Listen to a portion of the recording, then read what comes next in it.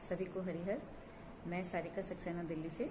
मैं दरबार से करीब 3-3.5 साल से जुड़ी हूँ और दरबार में होने वाले बहुत सारे लेवल्स को मैंने बहुत ही गहराई से समझने का प्रयास किया, क्योंकि मेरा एक इंटरेस्ट जो था वो साइंस में था। और मैं आपको सच कह रही हूँ कि लाइक बाय प्रोफेशन मैं एक साइंटिस्ट भी हूँ और एक टीचिंग एजुकेशन में भी हूँ, और मैं कभी भी इस तरह एनर्जीज होंगी मैं विश्वास नहीं करती थी। और मॉडर्न साइंस और ये सारे कंसेप्ट्स मेरे माइंड में बिल्कुल पीक पे हुआ करते थे। लेकिन जब मैं दरबार से जुड़ी तो मैंने हर वीडियो से इतना कुछ सीखा कि आज मैं हर मानव जाति को सिर्फ एक ही मैसेज देना चाहती हूँ कि आप कभी भी किसी के भ्रम में ना आइए। आप सिर्फ अपने विवेक को यूज करें, अपने विवेक का इस्तेमाल करें और वीडियोस को बहुत ध्यान से देखें कि आज असलियत में बीमारी का कारण क्या है, या आपके घर में जो भी तकलीफें हैं या संसार के अंदर जो भी तकलीफें हैं वो तकलीफें क्यों हैं। मैं बस आपको एक छोटा सा एक कंसेप्ट बताना चाहती हूँ कि कभी आप बहुत ध्यान से देखेंगे कि ये मानव देह, मतलब हर मानव अपने आप में एक यूनिक एनर्जी बीइंग है, एक यूनिक एनर्जी बीइंग है। इसलिए कोई भी दो व्यक्ति इस प्लेनेट पे एक जैसे नहीं होते, किसी का स्वभाव संस्कार एक जैसा नहीं होता। हर इंसान अपने अंदर एक अलग तरह की ऊर्जा को संचित करता है, और ये ऊर्जा जो हम संचित करते हैं ये ऊर्जा हमारे अंदर हमारे कर्मों से संचित होती है। और आपको ये भी बात जाननी होगी कि जो कर्म हम करते जाते हैं हम वैसे ही बनते जाते हैं, ठीक है। और जो हम अपने पिछले जन्मों में कर्म करते चले आए, क्योंकि आज का हमारा ये जन्म आज का जन्म नहीं है। हमने न जाने आत्मा जो शरीर को चलाती है वो एक चैतन्य शक्ति है। ये बात गीता में भी कही गई है कि आत्मा एक चैतन्य शक्ति है ना, जो जीवन को चलाती है। तो आज आपने कोई फ्रेश जन्म नहीं लिया, आपने न जाने कितने जन्म ले लिए, राइट। तो आपके पास वो भी एक इन्फॉर्मेशन का पूरा भंडार है। जब बच्चा आता है, हर बच्चा आकर के एक अलग अलग तरह का व्यवहार करता है, क्योंकि हर बच्चे के साथ एक अलग तरह का सब कॉन्शियस माइंड जुड़ा हुआ है। सब कॉन्शियस माइंड मतलब आपका अवचेतन मन, कि जो आपने जन्म जन्मांतर में किया वैसे आप बन गए, ठीक है। तो इसीलिए हमें ये बात समझनी पड़ेगी कि आज हम अपने जीवन को किसके हाथों में सौंपना चाहते हैं। हम डॉक्टर्स के हाथों में सौंपना चाहते हैं, हम आज के मॉडर्न साइंटिस्ट के हाथों में सौंपना चाहते हैं, या हम अपनी वैदिक परंपरा के हाथों में सौंपना चाहते हैं। मैं ये बात भी कहना चाहूंगी कि कभी भी ये बात किसी भी मानव को नहीं भूलनी चाहिए कि भारत पूरे विश्व के अंदर अपने आप में एक यूनिक कंट्री है। ये एक देवभूमि है जहाँ ऋषि मुनियों की परंपरा कोई आज इन्वेंट हो रही है, ऐसा नहीं है। ऋषि मुनि तो बहुत कुछ करके चले गए, हम बस उसको भूल गए, है ना, हम बस उसको भूल गए। तो जब हम 5 तत्वों के इस विज्ञान को बहुत अच्छे से समझ लेंगे, आत्मा की हर जन्म की यात्रा को अच्छे से समझ लेंगे, तभी हमें ये समझ में आएगा कि चाहे वो एक छोटा बच्चा हो, चाहे वो एक परिवार हो, चाहे वो कोई भी हो, वो राष्ट्र हो, वो सब एक अलग अलग तरह से क्यों एक दूसरे के साथ बिहेव करते हैं, क्यों वो एक दूसरे के साथ प्रतिस्पर्धा कर रहे हैं, लेकिन प्रिंसिपल सिर्फ एक ही है, वो है एनर्जी, ठीक है। और एक दूसरी बात, मैं सिर्फ आज बुरा भी लग सकता है किसी को, लेकिन मैं एक सीधी सी बात कहना चाहती हूँ कि आज जब हम जैसा कर्म करते हैं ना, हम वैसे ही बन जाते हैं। जैसे आज कोई मीडिया है, आज मीडिया ने अपने सामने सत्य भी देखा होगा, आज मीडिया ने ये भी देखा होगा कि उनके सामने ही लोग ठीक हो रहे हैं। गुरुदेव ने उनको ये एक ओपन चैलेंज भी दिया कि आप अपने ही लोगों को लेकर आइए, है ना, क्योंकि आप पब्लिक को कुछ भी दिखा रहे हो, कुछ भी बोल रहे हो, तो आप अपने लोगों को लेकर आइए, आप इस वैदिक परंपरा का पालन करिए और वो अपना सब कुछ पब्लिक को लाइक दिखाइए। तो वो भी एक एक्सेप्टेंस था, वो भी एक मतलब ऑफर था, वो भी किसी भी मीडिया ने क्यों नहीं स्वीकार किया। उसके पीछे कारण है। यहाँ पर ही मैं आपको ये बात बताना चाहती हूँ कि जो कर्म हम करते रहते हैं हम वैसे ही बन जाते हैं, और हमारे चारों ओर ऊर्जा का कवच भी वैसा ही बन जाता है, ठीक है। तो इसलिए यदि हम झूठ का ही प्रचार प्रसार करते रहे हैं अपने कैरियर के प्रोफेशन में, तो हम झूठ को प्रचार प्रसार करने वाले ही बन जाएंगे, है ना। यही एक साइंस है। तो इसीलिए हमें सत्य दिख भी रहा होगा ना, तो भी हम सत्य को एक्सेप्ट नहीं कर पाएंगे। आज मॉडर्न साइंस या कोई भी डॉक्टर फेल क्यों है, क्योंकि उसका जो माइंड है, उसका जो इंटेंशन है, वो उसके ऊपर फोकस है, जो उसको दिख रहा है। वो इस मानव देह को देख रहा है, इसका ट्रीटमेंट कर रहा है, लेकिन वो उसको ये नहीं देख रहा, उसको ये नहीं पता कि ये मानव देह हर इंसान के अंदर अलग अलग मतलब किस तरह की ऊर्जा को संचित कर रही है। ये हमारे जो इंस्ट्रूमेंटेशन हैं उनकी एक लिमिटेशन है कि वो सूक्ष्म को कभी देख ही नहीं सकते। आप कभी खुद से सोचकर देखिएगा कि जब कोई भी इंसान इस धरती के अंदर आता है तो मानव देह के अंदर उसे पूरी बॉडी को बनने में 9 मंथ्स लग जाते हैं, है ना। वो एक सूक्ष्म इकाई से एक पूरी मानव देह 9 महीने के अंदर तैयार होती है। लेकिन हर बच्चा जब इस जन्म लेकर भी आता है, वो भी 9 महीने का टाइम एक जैसा हो सकता है, लेकिन वो भी बच्चा अलग अलग होता है। तो जब आप इसके ऊपर जाएंगे कि वो बच्चा अलग क्यों है, क्योंकि उसकी आत्मा के संस्कार अलग अलग हैं, है ना। जिस माँ के अंदर वो जन्म ले रहा है, वो माँ का अपना एक पूरा का पूरा एनर्जी पाथ है। तो इसलिए बच्चा जब उसी माँ की कोख में पलता है, हाँ, जन्म लेता है, तो वो एक अलग यूनिक एनर्जी बीइंग बन जाता है। आज जो बच्चे बचपन से अपाहिज होते हैं, है ना, या उनको बचपन से ही प्रॉब्लम होती है, उसके पीछे कारण है, क्योंकि वो आत्मा अपने साथ वो अपने कर्म बंधन लेकर आ रही है, कर्म बंधन और कर्म भोग लेकर आ रही है। इसलिए ही हम मानव जन्म लेकर बार बार आ रहे हैं, वरना क्या जरूरत है। आप कभी यदि अपने जीवन काल में इस चीज को बहुत ध्यान से देखो कि एनर्जी ही तो थी। सतयुग में सब लोग सत्कर्म करते थे, द्वापर में और कम हुए, त्रेता में और कम हुए, और कलयुग से अब हम घोर कलयुग की तरफ जा रहे हैं, तो कर्म दिखाई दे रहे हैं सब कुछ। आज हर इंसान यदि अपना काम ईमानदारी से कर रहा होता, तो आज हमारा देश, हमारा ये राष्ट्र, हमारा ये विश्व इस स्तर पे पहुंचा ही ना होता। मीडिया का काम है सत्य को दुनिया को दिखाना। मीडिया का काम गलत बातों को उछालना नहीं है। मीडिया का काम किसी भी चीज को फेवर करना नहीं है। लेकिन लोगों ने आजकल ईमानदारी को छोड़ दिया पीछे, और यही एक कारण है कि वही कर्मभोग उसके तैयार होंगे, वही वो इस जीवन में वही चीजों को लेकर के फिर दोबारा से वापस आएगा। लेकिन वो आज इन चीजों को भूल गया। इसीलिए सिर्फ अपने विवेक को इस्तेमाल करें, अपने विवेक को इस्तेमाल करें, और ये देखें कि आप आज जिन परिस्थितियों में हैं उनका कारण क्या है ना। किसी को मान लीजिए आर्थिक संकट है, उसके पीछे कारण है। कभी आपने कुछ लिया होगा किसी से, वो आज आपको चुकाना पड़ेगा। जो दर्द आपने किसी को दिया था, वो आपको आज मतलब सेवा करके चुकाना ही होगा।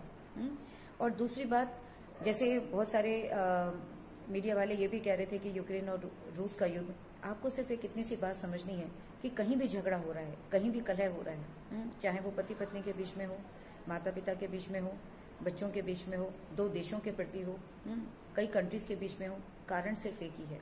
कारण क्या है कि युद्ध की एनर्जी, कलह की एनर्जी, लोअर एनर्जी वाइब्रेशंस उनके चारों ओर इकट्ठे हो गए। वो एक व्यक्ति के चारों ओर इकट्ठे हो गए, वो एक पॉपुलेशन के चारों ओर इकट्ठे हो गए, वो पूरे देश में इकट्ठे हो गए। तो जैसी एनर्जी आपने संचित की, वैसे ही एनर्जी आपके अंदर रिफ्लेक्ट करेगी, और वो आपको देखते हुए भी सच नहीं देखने देगी। क्योंकि यदि आपने नेगेटिव एनर्जी अपने अंदर संचित की है, अपने अंदर, अपने देश के अंदर, तो वैसे ही कर्मकांड आपके देश के अंदर होने ही होने हैं। आपको यदि समझ में भी आ रहा होगा ना कि मेरा नुकसान है, लेकिन आपको समझ में नहीं आएगा कि आपका नुकसान होने वाला है। ठीक है।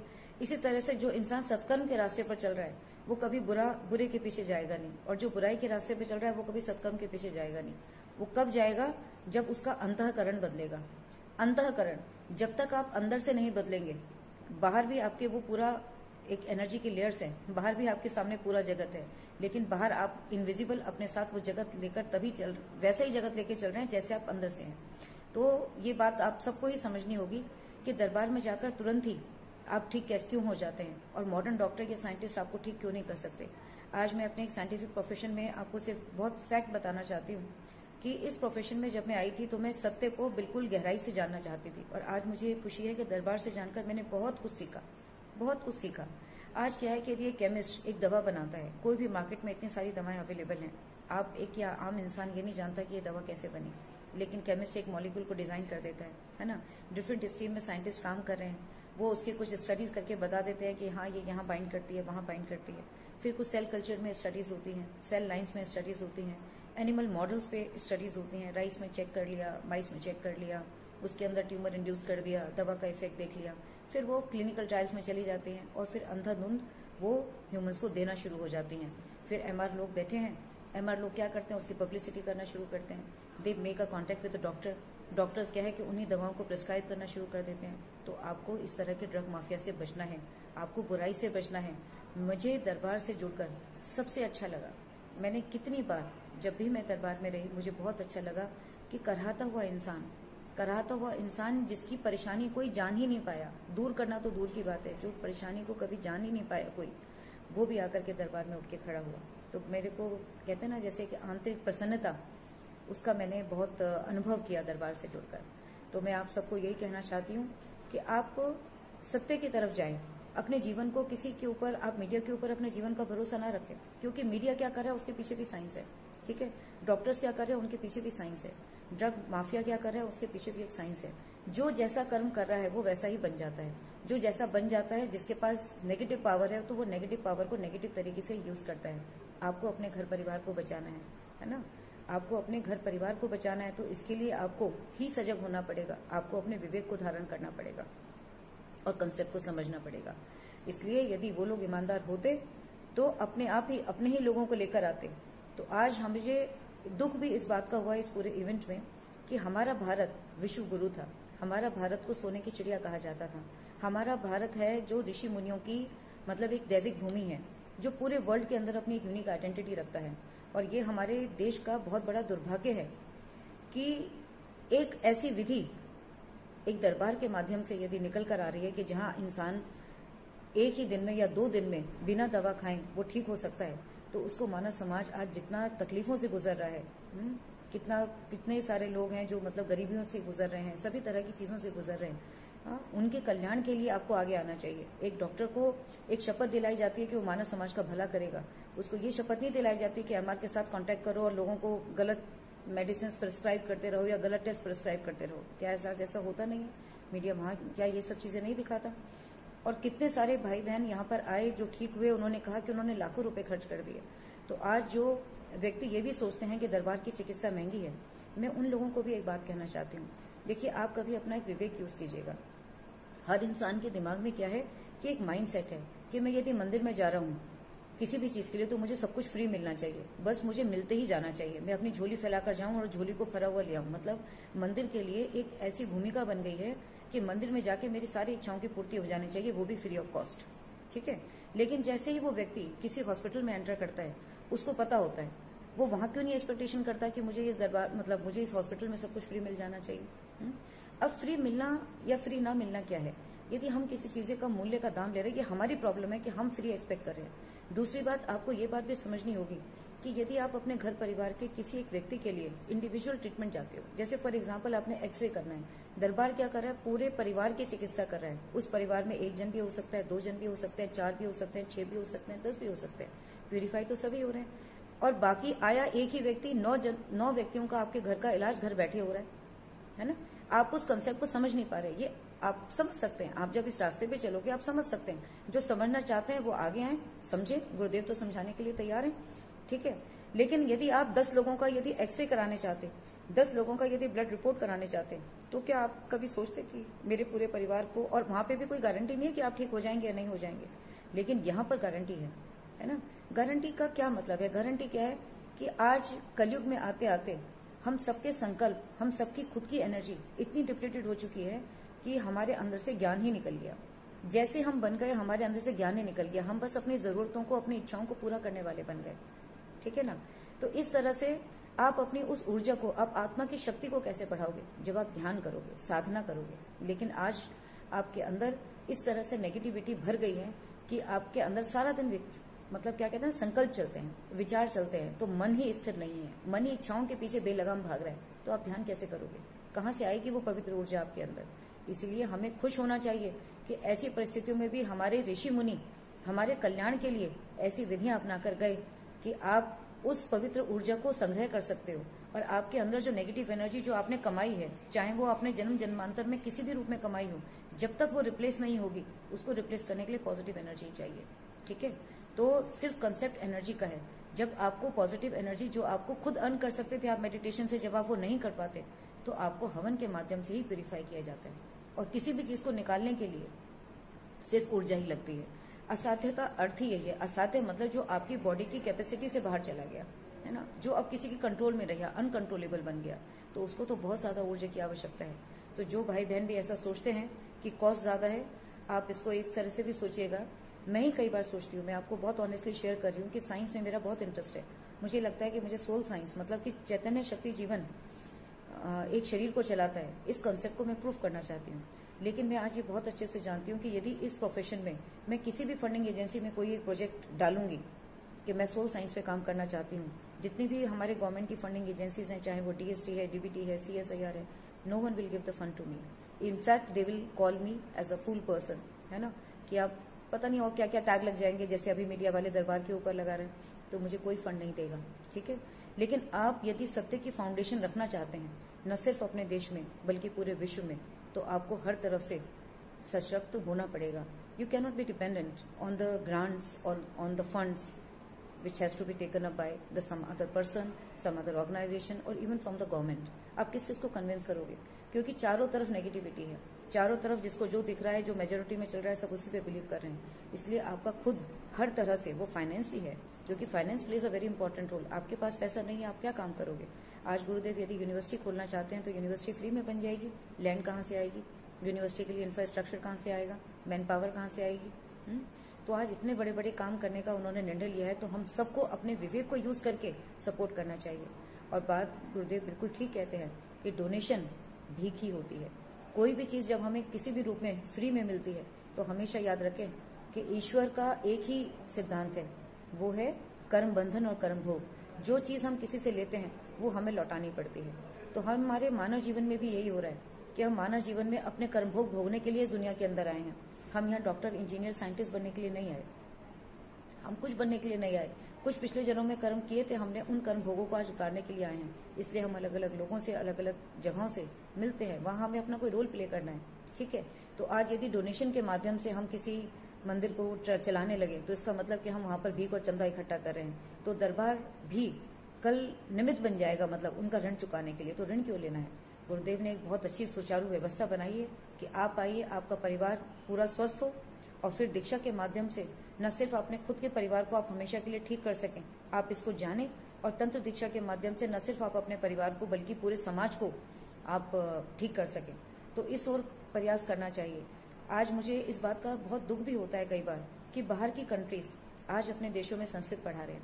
हाँ, संस्कृत हमारी मातृभाषा थी और आज हम अपने बच्चों को कॉन्वेंट स्कूल में भेजकर इंग्लिश पढ़ा रहे हैं। तो भ्रष्ट बुद्धि भारतीयों की हो गई है ना। तो सनातन धर्म को यदि जगाना है तो आज अपने हिंदुत्व, जो आपका ओरिजिनल स्वरूप है, हिंदू कोई कास्ट नहीं है, हिंदू आपके अंदर ही है, जो धर्म से जुड़ा हुआ है, जो प्योरिटी से जुड़ा हुआ है, जो पवित्रता से जुड़ा हुआ है, इसको आपको अपने अंदर से जगाना ही होगा। तभी आप इसे एक हिंदू राष्ट्र बना पाएंगे। और उसके लिए आप हमें मतलब कहना चाहिए कि हम बहुत ब्लेस्ड हैं कि हमारे पूर्वज जो ऋषि मुनि के रूप में थे, उन्होंने अपनी न जाने घोर तपस्या साधना से कैसी कैसी विधियां मानव समाज के लिए हमारे वेदों में, शास्त्रों में, पुराणों में लिखी। लेकिन आज आपने वेद, शास्त्र, पुराण पढ़ने ही बंद कर दिए।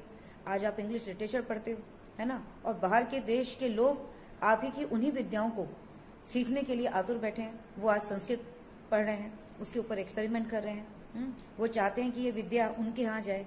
तो हमारे लिए बहुत ही शर्म की बात है कि जहां पर भारत को विश्व गुरु बनना चाहिए और भारत को सिखाने वाला बनना चाहिए, हम ये नहीं है। हमारा तो भारत का एक नेचर ही यही है कि वो तो हर किसी को वेलकम करता है। हमारे देश में कोई वीजा नहीं लगता।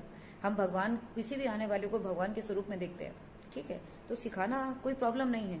लेकिन हमारा मीडिया हमारे ही कल्चर और संस्कृति के ऊपर आज जिस तरह से कीचड़ उछाल रहा है, ये देश के लिए बहुत ही दुख की बात है, बहुत ही दुख की बात है। और वो भी तब जब मीडिया वाले खुद दरबार में उपस्थित होकर लोगों के सामने मतलब उस सत्य को नहीं दिखा रहे। उन्होंने उन लोगों को क्यों नहीं दिखाया जो ठीक हो गए? उन लोगों को क्यों नहीं दिखाना चाहते जिनको गुरुदेव बुलाना चाहते हैं? किसी को भी लगता है कि ये सब अपने लोग हैं तो आप अपने लोगों को लेकर आइए ना, आप दिखाइए ना दुनिया को। आपका ये काम है, आपकी मोरल ड्यूटी है। भगवान ने, आपने ये प्रोफेशन लिया है। बात वही है कि यदि एक डॉक्टर को शपथ दी जाती है कि अपना काम ईमानदारी से करो, नहीं कर पाता तो उसको डॉक्टर बनने का कोई अधिकार नहीं है। एक राजनेता को दी जाती है शपथ कि आप अपना काम देश के लिए ईमानदारी से करोगे, आप नहीं करते, आप उसके अधिकारी नहीं हो।